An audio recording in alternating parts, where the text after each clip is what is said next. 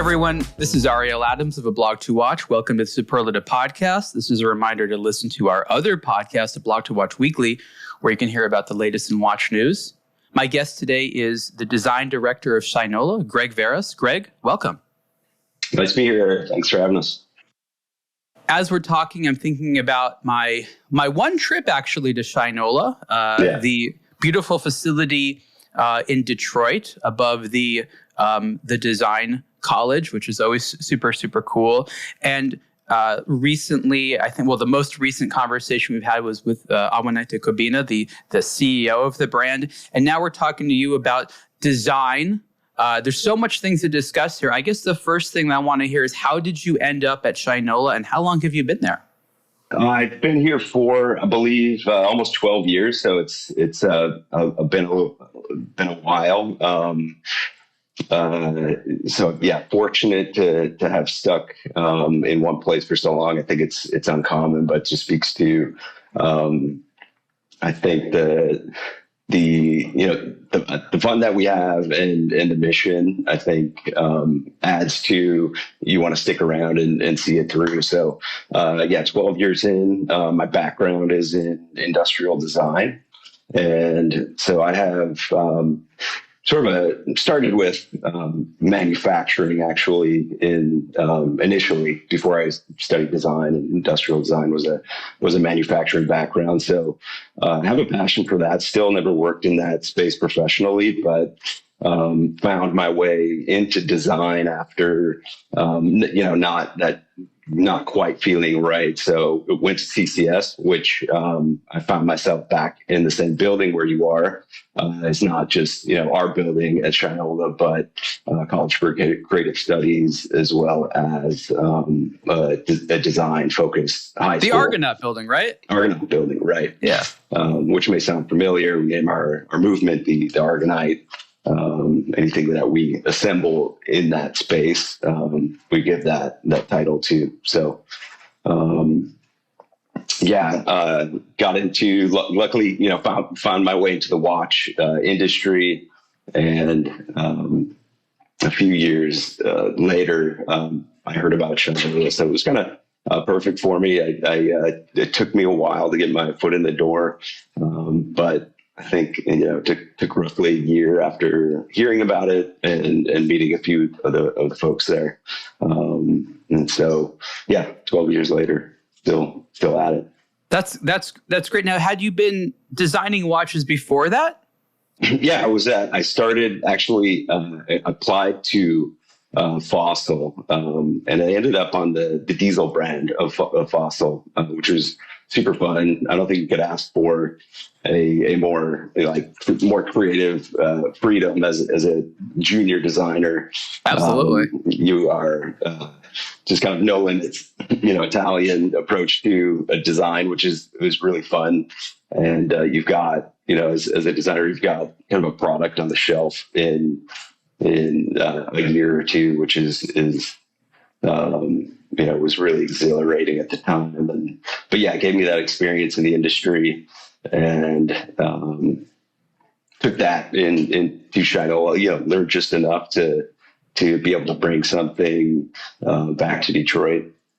And as people know, obviously, Shinola is thematically related to Fossil. The founder of Shinola is the one of the co-founders of Fossil. So there's a connection there. I think what's interesting about Fossil is you're not the first person I met. You're one of maybe 4 or 5 people I met who are designers that use Fossil as a starting point, a stepping stone, if you will. There's obviously very few companies in the United States where you can get in as a junior and learn watch design. Europe, of course, has many more of them. But would you agree that Shinola benefited from the fact that Fossil was sort of around other companies as well? And that's probably in the U.S. really one of the only places that's a major company to get in on the ground level as a watch designer? Yeah, I mean, opportunities for those experiences are super rare, and that was a well-oiled machine, Fossil, and so you were able to jump into it, learn from a lot of people that had been there for a long time, and it was a good kind of, low pressure situation to learn and learn the craft, learn a little bit about watches. I didn't, know or appreciate the intricacies of movements and whatnot, like really coming at it from a industrial design perspective. And so, years later, you learn the history of everything and you begin to appreciate it a little more. But yeah, those early days was all about, failing fast and learning through doing, essentially. What kind of things did they do at Fossil to help teach you watch design? And the reason I want to get into this is because anyone who does not design watches probably thinks the process is easier than it is.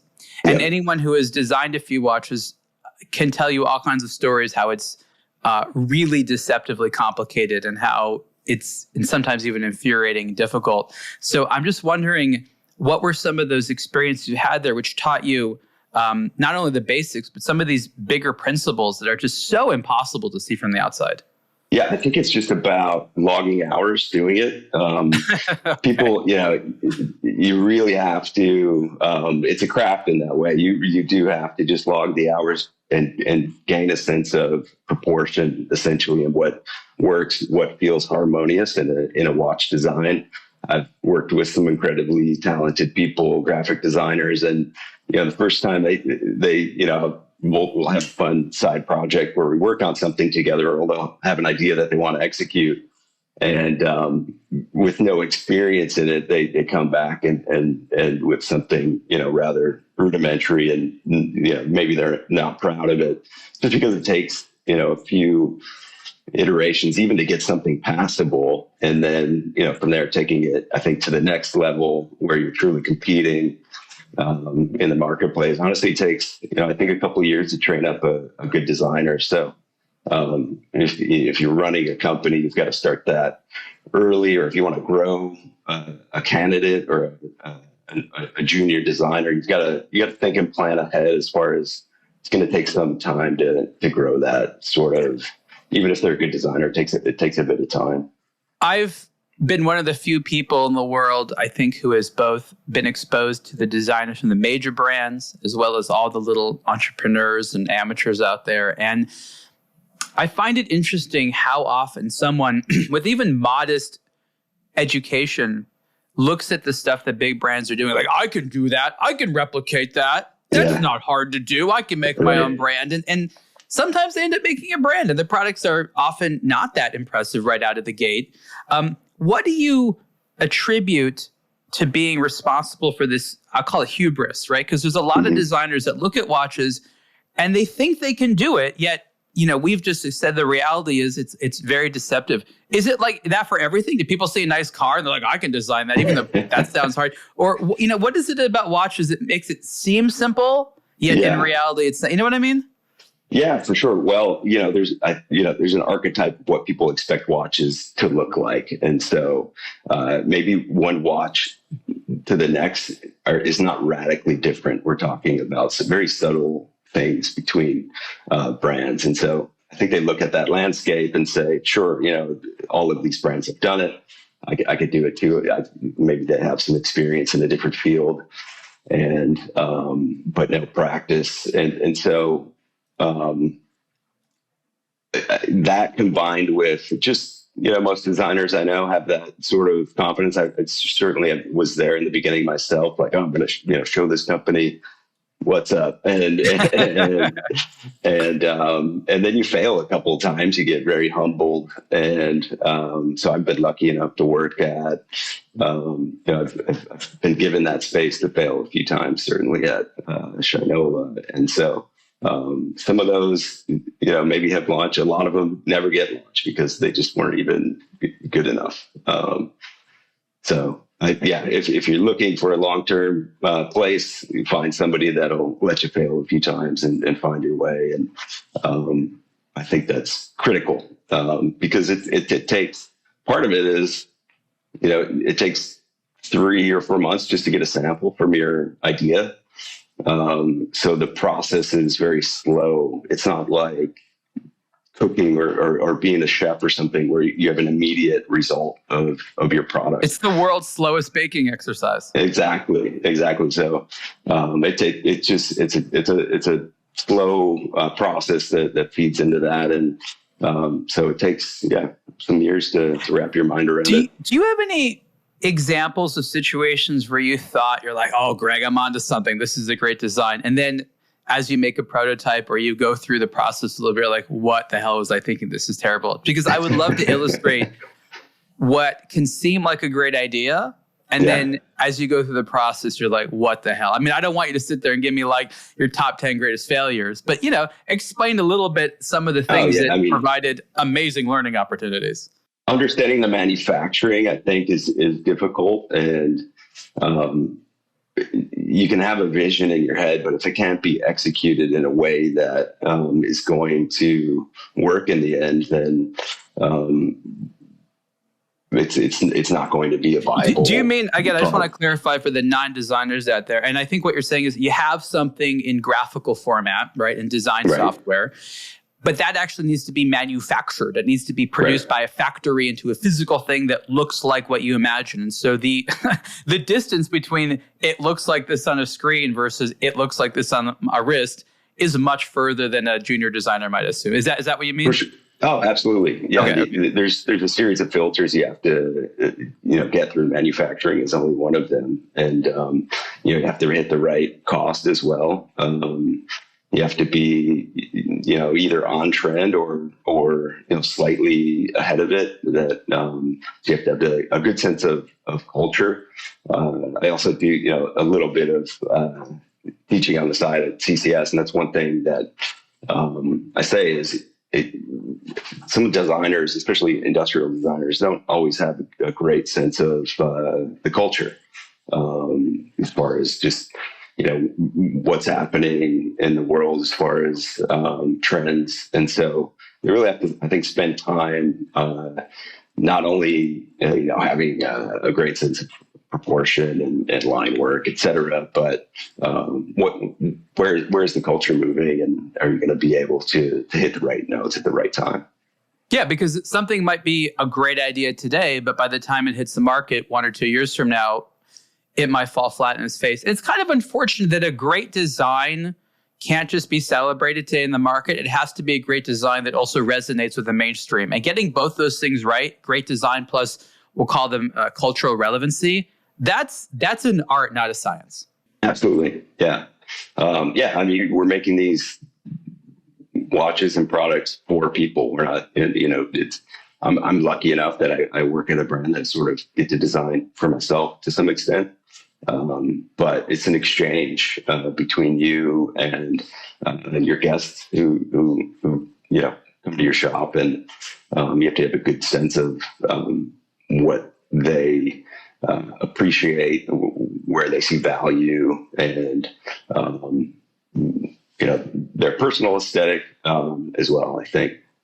Could you, in sort of a broad strokes way, explain what some of the expectations of the Shinola customer are? I know there's a lot of people, but when it comes to the watches and things like that, I think we've established there's a lot of good ways to design a watch, but there's only a few ways to design a watch that your customers ultimately want to buy. Explain what's going on in their mind. What are some of their expectations that helps fuel the design direction of Shinola? There's a couple types of customers. Some, come into our stores and don't know us. So they might have a broader sense of, or a broader set of expectations. If somebody walks in and they do know who we are, they've probably seen some of our products, and they have sort of this expectation of what they're going to see. So part of it is you have to keep moving forward, keep surprising and delight. Every time if they visit the store a year from now, we should have shown, I think, progress as designers and watchmakers. We're still a young brand, and so it's we had I believe a strong launch at Shinola, and so. Going forward, it's really for us about showing incremental progress. And I think any brand needs to do that. You can't, whatever you were doing last year might not be good enough. Of course, you have your core things that people, we're lucky enough to have one in the run well that, I don't think it'll ever change. That's kind of our Converse All-Star, or one of those products that should never evolve. And that's what's great about it. Some of our platforms are treated in a way where they should always be progressing and moving forward. So I think people like to see that. The more we may take those steps, the more they want to support us. And so we just keep that 3 to 5 year plan, which is always a loose plan, but you've got to have some sort of path forward. It's interesting what you say about consumers going to a store. And remember, for those listening, unlike many other brands, Shinola has a pretty strong retail footprint, right? So there's a lot of people who go in and get a Shinola experience where there's not just the watches, but a retail environment. And what you're saying is that there's an expectation they have. I find that very interesting, but that you have to advance a little bit. So at the same time, you're trying to show them something familiar, like this is what you expect to see, but then you have to push that a little bit so you demonstrate to them that you're not resting on your laurels. That sounds like a really tough thing to do. Are there any practical ways that you approach satisfying both of those? Because that seems extremely nuanced. Well, sometimes they come out and tell you what they want. I remember we were launching our second automatic. We started with quartz and eventually introduced our first automatic in the Monster, our kind of dive watch. And that was the first automatic? Yeah, the Monster 2018, I believe, was our first. That recently. Okay. Yeah, automatic watch. And so by the time we made our Runwell, we wanted to take that into the automatic space as well. And I'm presenting this, revealing it essentially. And the guy shouts, "When are you going to make an automatic chronograph?" And so I think he had expected us to take that next step, which is quite a large price point step. So I was kind of surprised to hear that, but it gave us our next project to work on, and that became the Speedway. Right. That's very interesting that they would sort of ask for something like that, because my understanding is the automatic chronographs represent, I believe, the most expensive standard models that are made, right, in terms of price point? Sure. I mean, you can always find ways to depending on components of the movement and, who you're working with. But the automatic is sort of the pinnacle of complexity. And, for us right now, of course, you could have a, perpetual calendar or something that's takes the price of, hundreds of thousands of dollars. It's funny because, there's really no limit to it. But for us if you would have asked me, in 2015, would we be doing automatic chronographs? Not too long later, I might not have said yes. So this is so interesting as a watchmaker, and I've seen this trend so many times. I think it's fascinating, and this is how I'll explain it. The company, Shinola or others, is set up to be a mainstream company. You're trying to sell luxury to a mainstream audience, which inherently implies not the most expensive, definitely affordable, definitely accessible. And that's what you're set up to do. But within a few years of doing that, something very interesting happens. The brand listens to small voices to make things that they want to do that are inherently not mainstream, right? So An automatic chronograph movement sold alongside a quartz Runwell is a very different type of product. Right. And it's like, you need to have more quartz Runwells, yet there's this tendency to do that higher end thing to satisfy a minority, right? A minority of consumers. But it's funny how brands sometimes get split. So what ends up happening is you have these large mainstream collections, and then every year you're like, we got to have a few of those expensive models for the minority voices, right? Yeah, I mean, once you set the bar, you sort of have to maintain it. So that platform is that. I think that guy was right. There were other people out there that were looking for something like that, and I was surprised by the flexibility of the brand and how we can stretch from 550 quarts up to $3,000 automatic. But we still really, if you look at it, we still want to be. It's relative. So we still want to be in that same space depending on where the movement is. So we feel like our chronographs are a pretty good value still. So, and I think that's how the customer sees it. They still want us to be in that relative space depending on what's inside of it. I also want to point out, and I think I spoke about this when Awanate was on the show, but Shinola is unique because in the United States, there's not a lot of what we'll call them pure lifestyle companies that produce the types of goods that you do. Most of the companies that produce the types of goods that you do produce them as practical items that are priced alongside competition in the market, and they're consumed at sort of expected rates for utilitarian purposes and things like that. Whereas from the beginning, Shinola was set up to sort of look like a manufacturing company, but not obey the rules of, sort of mainstream manufactured goods. And because that's unique in the United States compared to, say, Europe, where there's a lot more such companies, when people start working there, it can be difficult for them to understand how it's different. And I would love to hear from your perspective, because I think as a design director, it makes a lot of sense. How do you distinguish some of the values at Shinola that is really about design and lifestyle and the sense of emotion versus a company that appears to do something similar, but is really about, volume, getting things out there at the right price, making sure that it works in, the broadest amount of stores as possible. Maybe I'm not explaining it properly, but I think there's a huge distinction by these two types of companies. You know what I mean? Yeah, I'll attempt, I think to answer that. It's a philosophical question, really. Sure. I think for us, there is a theme throughout our products, and I don't know if it's really limited by scale. We want to be able to always, I think, feel good about the quality of what we're putting out, the heart that we put into it. It truly is not. There's I think a good interplay between the real business needs of the company, but we have to have a kind of the self-awareness to know that what we're putting out isn't we're not in that totally mass space yet, and so we do get to. It's kind of more fun, occupying this niche, but we do, I think at the end of the day, want to have an impact in both manufacturing and grow the company through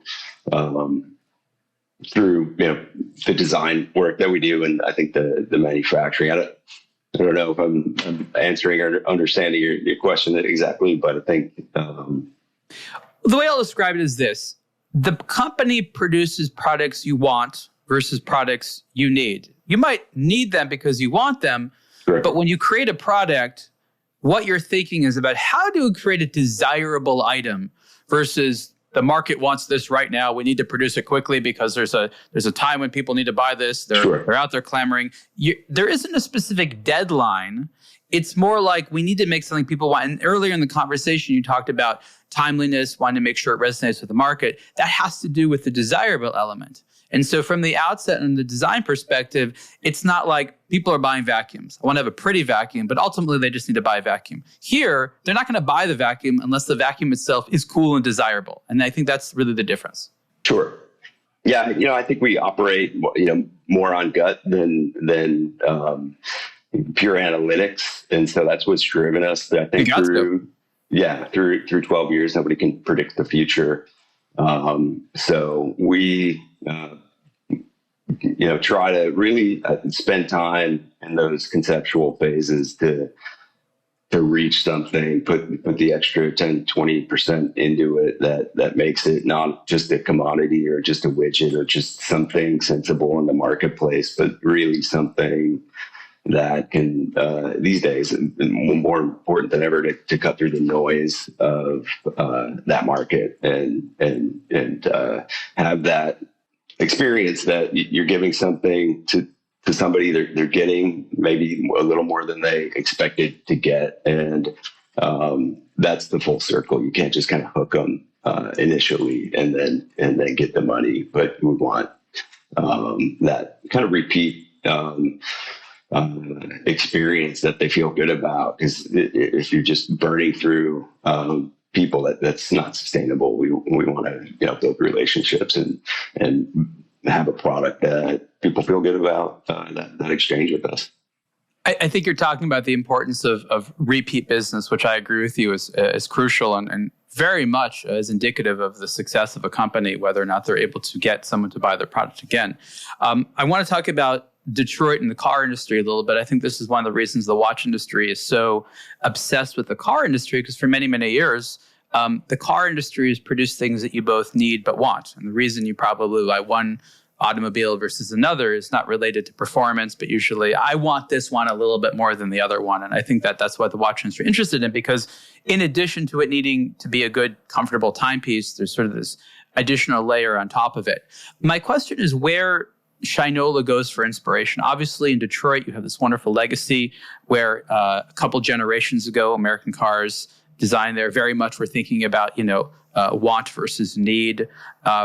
You don't benefit from having a bunch of colleague companies, maybe as a watch brand in Europe might. So where do you go for inspiration, both you and maybe as a company, to understand what people want versus what they need? I think, the inspiration, we do draw quite a bit from Detroit. I don't think it's only automotive. There's a rich design history in Detroit, both a lot of the kind of mid-century design momentum was built in Detroit. There's an institution called Cranbrook, and Eames, Therenin worked there, and so we tap in to some of that. We dabble in different eras. I think our run well is maybe a little bit more kind of turn of the century. Whereas the Canfield taps into that more clean, modern look that actually, you have to imagine that was, partly driven by the automotive presence and just those juggernauts that existed, and that craft of creating products and desire for people. So certainly tap into that, but we kind of intentionally, I think, didn't do too many automotive related things early on. We did we're tapping into that now with the Speedway that we've got. I think the brand more well defined, and but we didn't. We want to express American design as a whole. Of course, Detroit's a great place to pull from, but it can, I think, come from anywhere. There's a lot of I put a lot of time into kind of researching non-automotive things that have happened in Detroit, and just digging up as many interesting stories that could plug into the watch design or some of our other products as well. I'm really happy you mentioned that, because I think it's correct that the company could have very easily just leaned into automotive history, both American automotive history, Detroit. But you're absolutely correct. I want to sort of restate that. When you look at the Shinola brand, I guess you can see a little bit about that, but it doesn't feel like this is just an American automotive culture inspired brand. And what you've done a lot of, which is something that I see, and maybe it has nothing to do with this, but I see a lot of what I call classic American appliances. Whereas, especially during the mid 20th century, America was building some of the most beautiful appliances anywhere. Whether it was, again, a vacuum cleaner, a washing machine, toaster, radio. Of course, there were some great ones coming from Europe. But I see that in some of the fonts, right? And some of the word choices and things like that, the polishing. And again, this was a time where they were trying to use television to sell products remotely. It wasn't like somebody was going to a showroom and, handling the stove. It had to look nice. And people were like, wow, I really want my kitchen to look like that. And I think America probably did that better than anyone.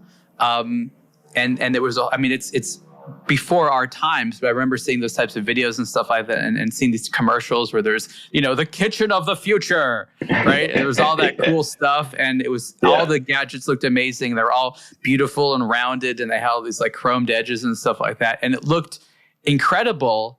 And I'm guessing a little bit of that ends up in the Shinola products today.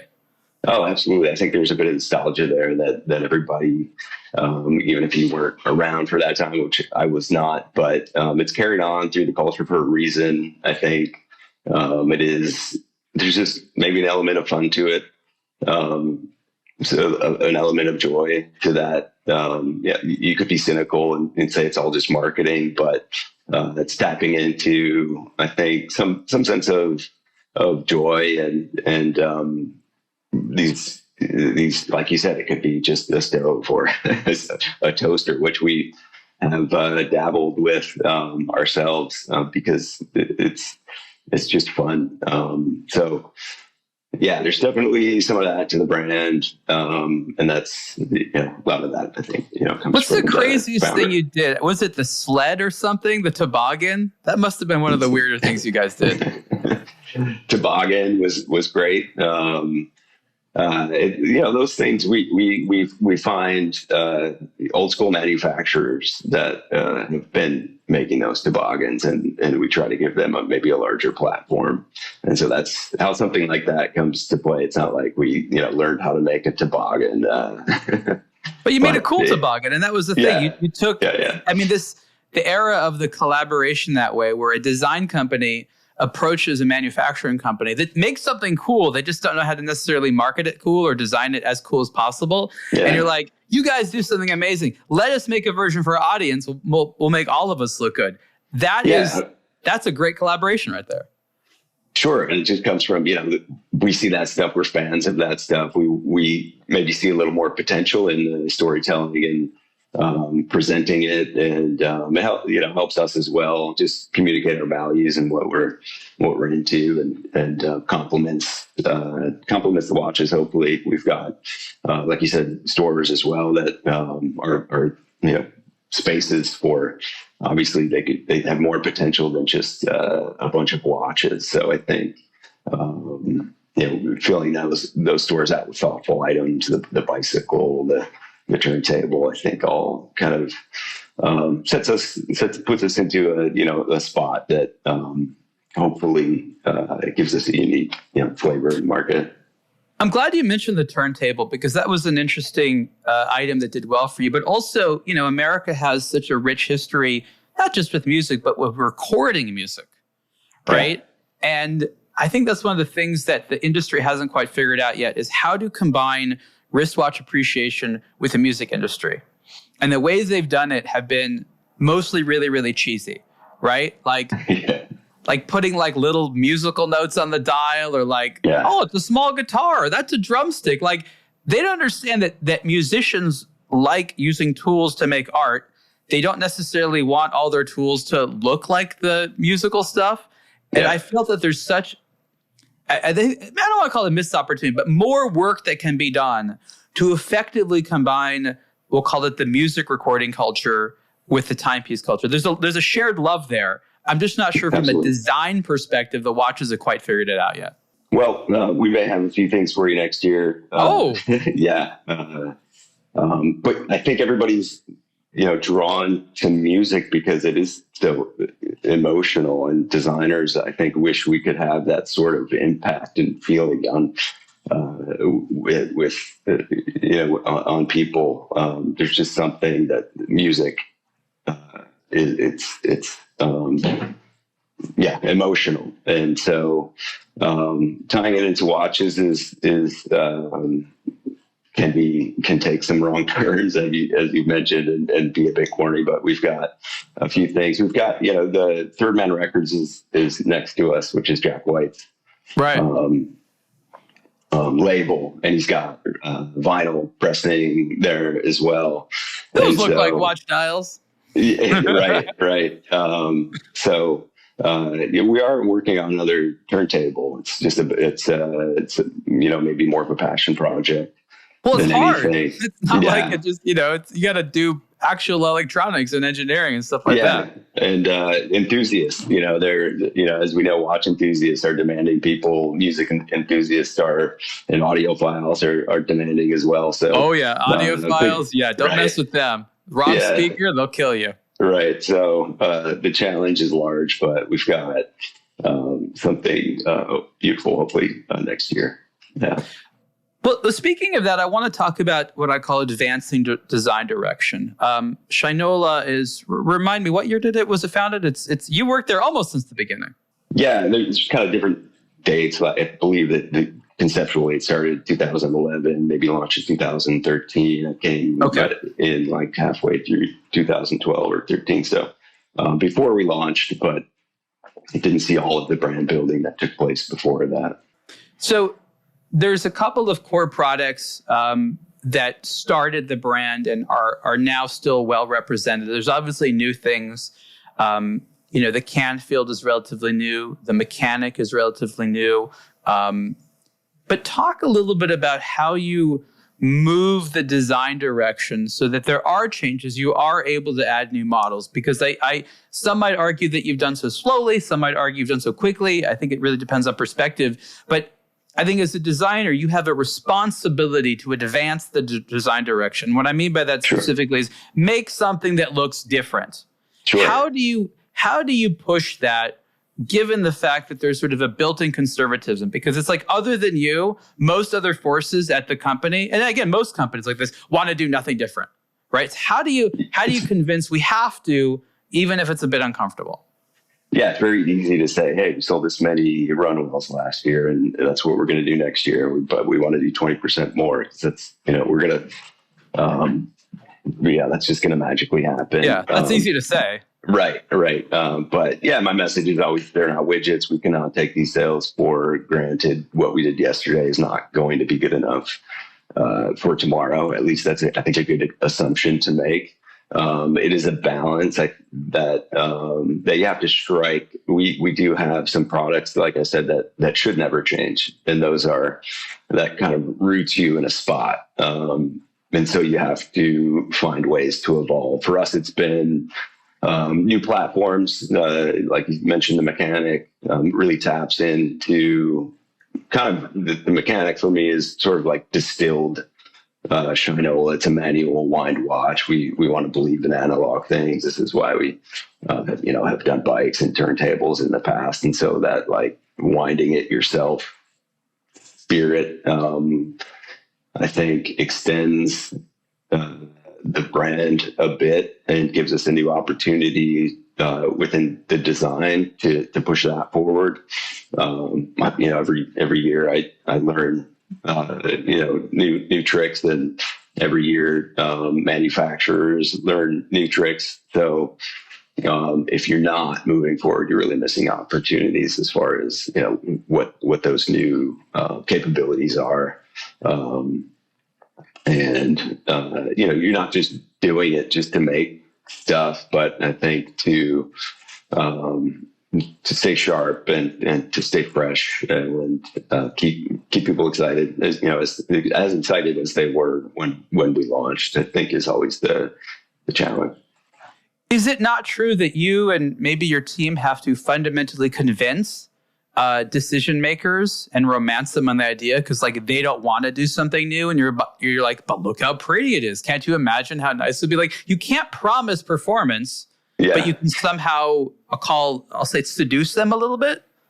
Sure. I mean, there's a healthy tension in any company. I think we're lucky enough we have a founder that really pushes that to keep pushing the edge. So, I don't have to convince him of that. If anything, he's pushing me on that. So that's nice. But you have to run a responsible business as well, and so you can't. That tension, I think, is healthy within any company, and those conversations and negotiations that happen is good in the end. I want to expand on that, because I think this is such an important thing for consumers to understand, because this inherent tension you're talking about is again, it sometimes ends up being an art more than a science, but this is the idea.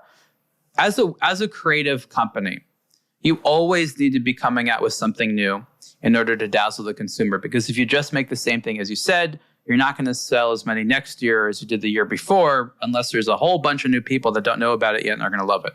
So what you end up having to do is having to make new stuff. But if you invest in every new idea, you burn all your money through what's called research and development before you made anything, and they don't have enough money to actually manufacture or distribute or advertise. So there needs to be, usually it's just one person, honestly, at a brand who makes this decision between which of these products do we invest in, which do we not. On a recent podcast, I was speaking to someone who, they admired a leader they worked under. You know why they said they admired him? Because they said that he knew when to cut the plug. He knew when a project, even though they invested sometimes millions, just wasn't working, and to be like, no, we're done. This isn't going to work. Let's stop. Because the tendency, as I'm sure you can attest to, is we started it. We must finish it. So It's this really challenging thing as a decision maker, even if you're amazingly, prescient and amazingly attuned to the market, to decide what do we invest in, what do we not invest in, and how to mix all that in the hope that you invest in enough while maintaining some type of positive cash flow situation. Would you add anything to that? No, I think that's great. I mean, I know that my role is to push on one end, and I know that we have smart people that are going to push on the other end. And to me, that there's wisdom in the group that you reach that point that you have to reach, and sometimes you have to have enough courage and faith in something to give it a couple of years. I've seen that happen where it's kind of slow in the beginning, and then you give it some time, you make a few tweaks to it, and you've got a successful product on your hands. So I wouldn't cut the cord too early. But yeah, there's nothing wrong with putting something out there. It didn't work. You take notes on it for the next time, and you move on. That's what's great about watches, for sure. There's always the next project. I'm going to change the topic a little bit towards one of the core messages of Shinola when it first started, and to discuss the evolution of that. One of the most interesting things about the company when it first started was this whole Detroit element, where you had this facility in Detroit and there was Detroit workers there. And no, you didn't do everything in Detroit, but I think the company made a really admirable effort to demonstrate how at least the quartz movements were being assembled in Detroit. Obviously, make the leather straps in Detroit and some other things like that. We have some beautiful content on aBlogtoWatch actually showing the strap making, things like that. Today, you have a lot of movements that are produced by obviously specialist suppliers. I'm looking at the current Canfield Speedway. It has this Solita movement in there, which is obviously Swiss made. The back of the watch says built in Detroit. My question is, discuss the current thinking about what should be made in Detroit and some of the messaging on it, because that used to be obviously a very big, proudly messaged thing. Now it seems to be a little bit more quiet on the website and the marketing. So maybe explain a little bit the evolution of that concept and where the brand is today in this sort of straddling the line between what's practical to make and what should we emotionally make in Detroit. Sure. I don't know if it's, I don't think it's changed a ton, since we've launched. We set up the factory, which is a beautiful space, as you mentioned. We added the leather production as well. And it's never been, 100% made here, and nor, would that be feasible for anybody to accomplish. So, I think what you've noticed is maybe you can't tell the same story over and over. People will eventually get bored of the same story over and over. So what we've I think done is find stories that maybe rhyme with that story of doing something that is a challenge, and certainly like the city of Detroit. When we launched, definitely kind of an underdog mentality, and bankruptcies were happening at that point. So stories that kind of sound like that, we're attracted to. We have one product that celebrates the Dust Bowl and how we innovated our way out of it, and how we overcame things. So really, we're still assembling watches in Detroit. I don't know if we've intentionally turned down the messaging on it, but you need to, it's just, back to our earlier conversation, you just stay fresh, and you can't tell the same story over and over. So we find new ways to tell that story, and we find new stories to tell that kind of rhyme with it. What are some of the stories that you think consumers need to be aware of that you're telling right now? Because you said there's been a lot of consistent things, but obviously there's fresh stories, and maybe I'm not even aware of them. But what are the stories that you think the company is really focused on telling right now? So right now, we're at this moment we're launching the seventh lap of the Speedway. We have how many laps to go, by the way? There's some debate about that, but we are working on some new Speedway. Because some of these races are like 500 laps. Sure, right? Yeah, that's a good point. I don't think we get to 500, but another product that we've put a lot of energy into this year is the Mooncraft, which again is an American story of going to the moon. We found a wrinkle in that story that we wanted to celebrate, and that was Detroit's contribution to going to the moon. Ford, GM, Chrysler all played roles in that effort to get there. So that is something that we felt like resonated with our brand. It gave us an opportunity to do our first manual wind chronograph and in titanium. It may be on its way to the International Space Station right now, so we can stay updated on that. But that's cool. So yeah, we'll maybe a story for another day, but I think there'll be some more chapters to the Mooncraft story as well. Do these stories about Americana have as much appeal outside America as they do inside America? Because I think that's an interesting question. I don't actually know the answer to it.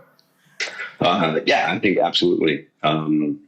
We've been at least within the watch universe, we've been absent for a long time as a country as far as competing in that space. And so I think people want to know what an American watch looks like. We certainly hope to help define that. It'll be, I think, a course of people helping to define that ideally, because we'll need,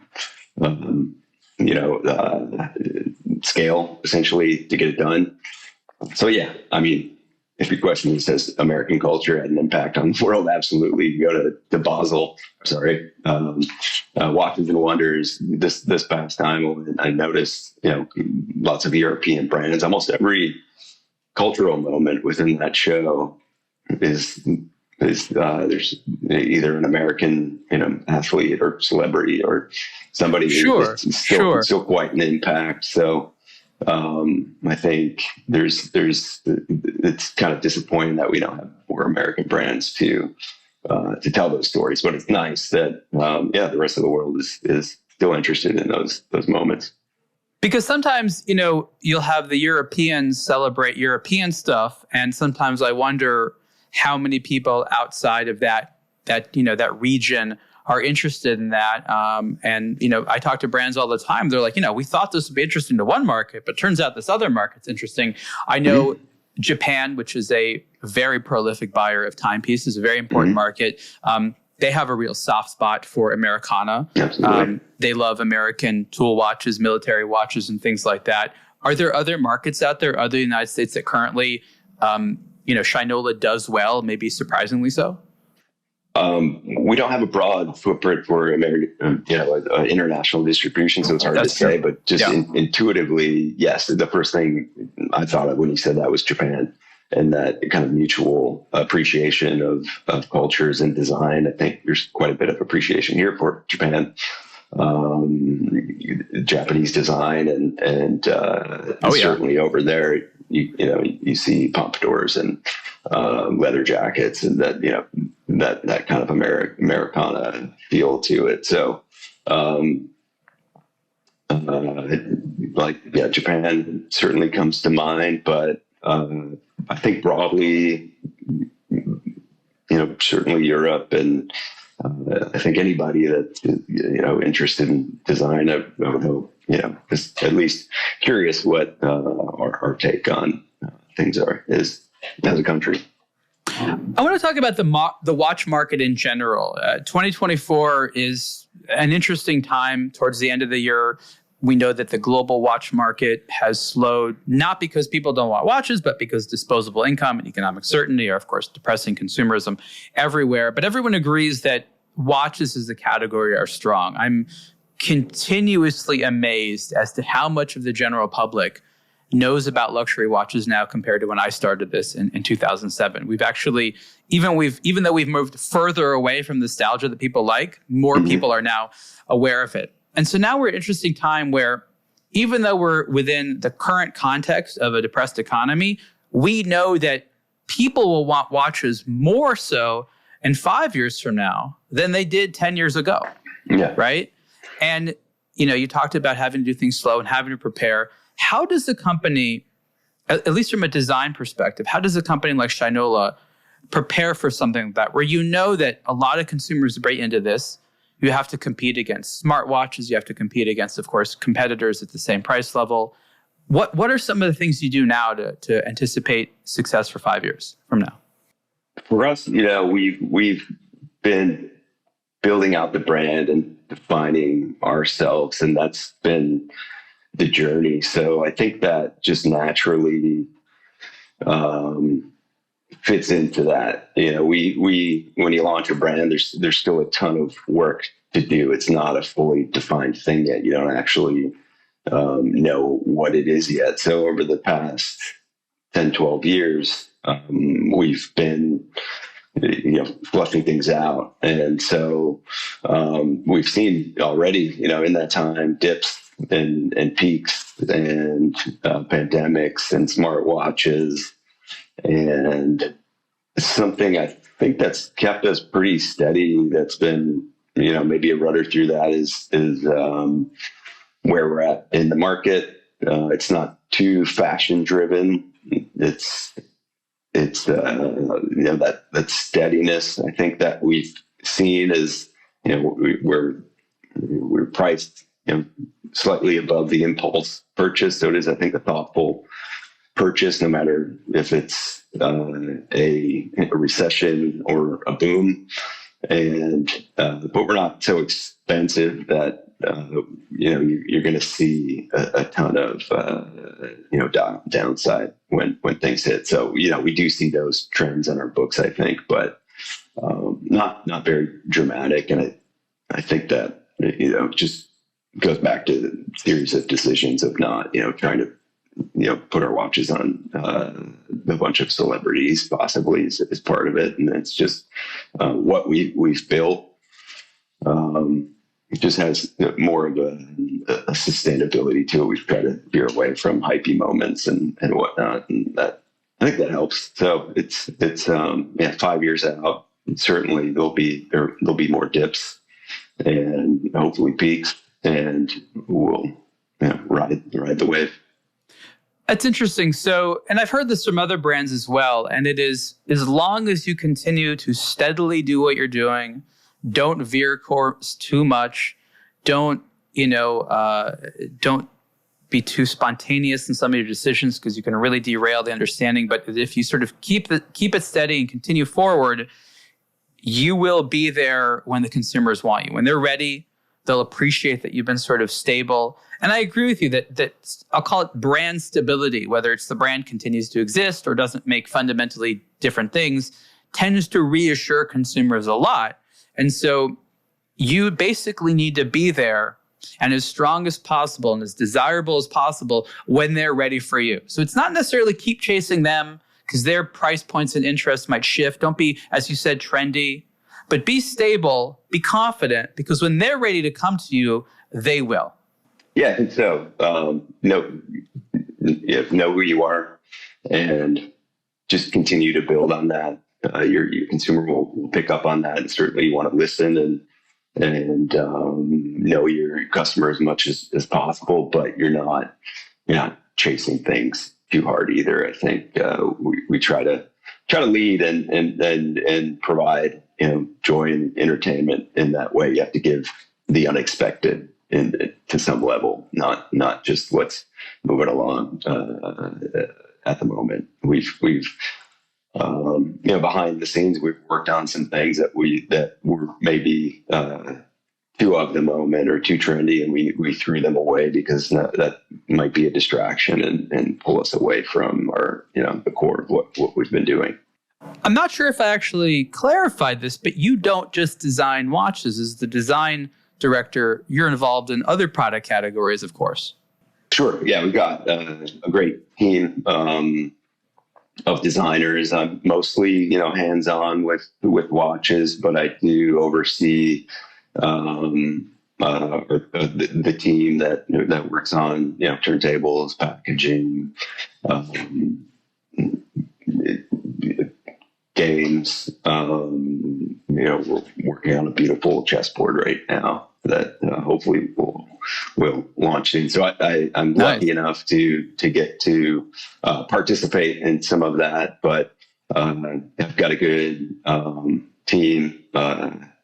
And Molly and Zach are my left and right hands, and together, just as far as hands-on design, that's pretty tight team. The three of us, but everybody in the company kind of contributes thoughts and ideas behind it. But yeah, it's more than just watches, which I think gives us some an advantage as far as informing watches in different ways that we've worked. Like thinking of the Pewabic project that we did, which is a local pottery, and we wanted to create some ceramics with them that ended up turning into a watch dial as well of their clay dials. So that you need something that makes you unique. And so for us, being essentially design enthusiasts and trying to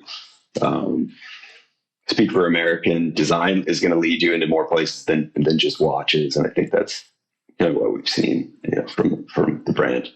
And that's cool. I think that's what people want. But I think an important thing to discuss that I've asked others, Awanate, for example, is how much of the focus is going to remain on watches. The company started as a watch brand. That's been the major thing. Does that continue to be the major thing? If so, why? If no, why not? I'm just curious because the company wants to make those things that are popular. And there are times in history where watches sell more. There are times that watches sell less. Obviously, there's different margins and things evolve. A smart company will vary these things around. What can you say about the percentage of focus on watches versus other product categories? Yeah, certainly, watches is a core thing for us. They're our biggest pillar. And so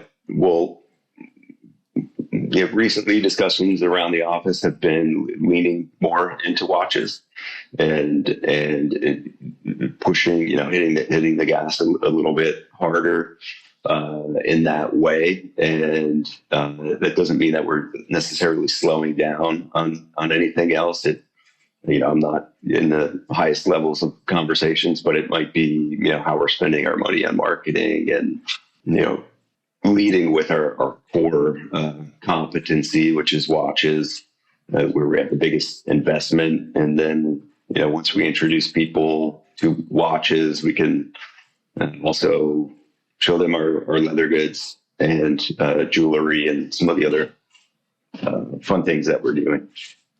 So I think, we'll see, watches will remain, I think, the core pillar of the brand. It's so fascinating to me. And I would like to see mechanical movements being assembled in Detroit. I know that was something that's being worked on, studied, trained for. I don't want you to, of course, announce anything beforehand, but that's something still in the works, right? For sure. I think it's on the roadmap. If we could do it tomorrow, we would love to. It's sort of, you have to find that pocket where you find the right partner to do it with. and they're willing to. It'll be a partnership in the end, like our Quartz Movements is with Rhonda, and so at the right time and in the right place, certainly assembly, and I think we'll dabble with even some fabrication, possibly rotors to begin with, just to get our feet wet. And so, yeah, I think on a weekly basis, we're discussing what those far off things could be. And, it's an ever shifting roadmap, but we've got, top 10 of things we'd like to achieve within watchmaking. And I think the last thing I want to add on that, we're basically out of time, is this interesting concept that any brand like Shinola needs to consider. And that is, yeah, we could make it in America, but does the consumer want to pay for that? And you see this time and time again in a lot of different companies. I remember years ago, there was this media that came out. I think even Apple said it. They're like, if we had to make our iPhone in the United States, I think some crazy amount of money it would cost, per device. And that's a real reality. And people need to say, especially at companies like Shinola, yeah, we could do this. But can we get away with asking consumers to spend that much more? And so it's this incredibly interesting balancing act where you ask yourself not only what you should make in America, but what you can make and what consumers want. And so many factors and variables fit in that it can create huge headache, all when you were just trying to make something cool in the United States. Right? You have to have all four legs of the table, and we can only control a few of those legs. The consumer is going to control, some of them as far as what they're willing to pay for. And we've explored quite a few things, made in the U.S.